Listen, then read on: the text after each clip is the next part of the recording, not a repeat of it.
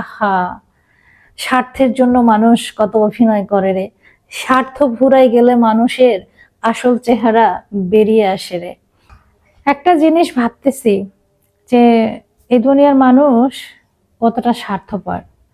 স্বার্থ মানে নিজের স্বার্থটা ফুলফিল হয়ে গেলে, ফুলফিল হয়ে গেলে তখন অন্যের যে সমস্যা, অন্যের জীবনেও যে সমস্যা হতে পারে, তার পাশে থাকা দরকার। সেই মানুষগুলো মিথ্যা গল্প মানুষকে শোনায় যে না, তারা ভালো আছে, তাদের জীবনে কোনো সমস্যা নাই। একমাত্র সেই ব্যক্তিটাই তার জীবনে সারা জীবন সমস্যা ভোগ করছে, এখন তার জীবনের সমস্যার সমাধান হয়েছে। হ্যাঁ, এখানে একটা কথা আছে, যখন তার জীবনে সামান্য সমস্যা ছিল তখনও সবাইকে পাশে পাইছে, আবার বড় ধরনের সমস্যা যখন ছিল তখনও সবাইকে পাশে পাইছে। এতটাই তাদের চলাফেরা বা কথাবার্তা দেখে মনে হয় যে আহা, স্বার্থের জন্য মানুষ কত অভিনয় করে রে। স্বার্থ ফুরাই গেলে মানুষের আসল চেহারা বেরিয়ে আসে রে।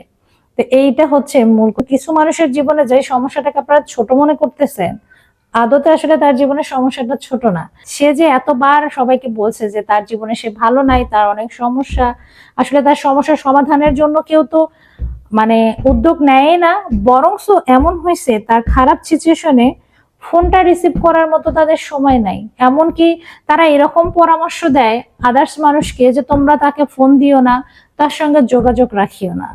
দিন শেষে একটা কথা বলি বা মনে রাখবেন, এই দিন নয়, আরো দিন আছে